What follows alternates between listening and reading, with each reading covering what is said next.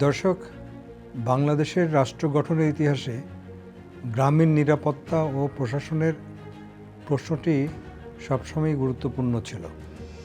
স্বাধীনতার পরবর্তী সময়, বিশেষ করে 70-এর দশকের শেষভাগে দেশের অনেক গ্রামেই আইন শৃঙ্খলা পরিস্থিতি ছিল নাজুক।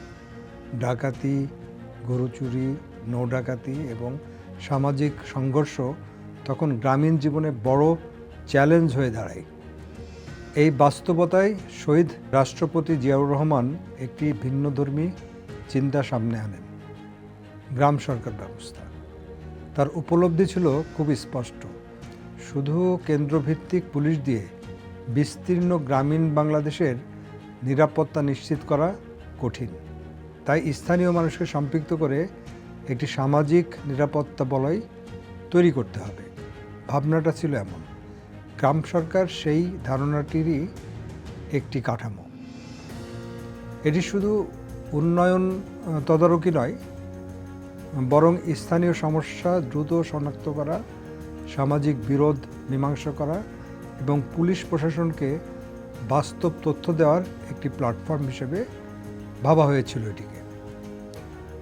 এই ব্যবস্থাপনার মধ্য দিয়ে তিনি প্রথমে এক ধরনের কমিউনিটি পুলিশিং মডেল গড়ে তুলতে চেয়েছিলেন, যেখানে জনগণ, স্থানীয় নেতৃত্ব, পুলিশ এবং সহায়ক বাহিনী সবাই মিলে আইন শৃঙ্খলা রক্ষায় ভূমিকা রাখবে। একই সঙ্গে বাংলাদেশ আনসার ও ভিলেজ ডিফেন্স পার্টিকে শক্তিশালী করে তিনি গ্রামীণ নিরাপত্তাকে বহুমাত্রিক করার চেষ্টা করেছিলেন। তবে বাস্তবতায় এই কাঠামো সব জায়গায় সমানভাবে কার্যকর হয়নি। প্রশিক্ষণের অভাব, সম্পদের সীমাবদ্ধতা এবং প্রশাসনিক ধারাবাহিকতার ঘাটতি ছিল বড় চ্যালেঞ্জ।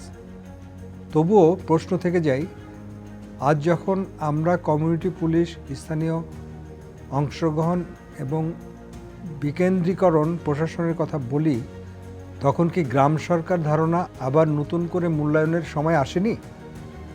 আপনার কি মনে হয়, গ্রামীণ নিরাপত্তা ও স্থানীয় প্রশাসন শক্তিশালী করতে গ্রাম সরকার মডেল কি আবার কার্যকর হতে পারে?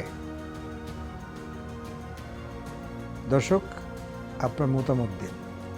আপনাদের সাথে ছিলাম আমি Jahiduzzaman Sayeed, editor in chief, entrepreneur Bangladesh. দর্শক, ভালো থাকবেন, সুস্থ থাকবেন।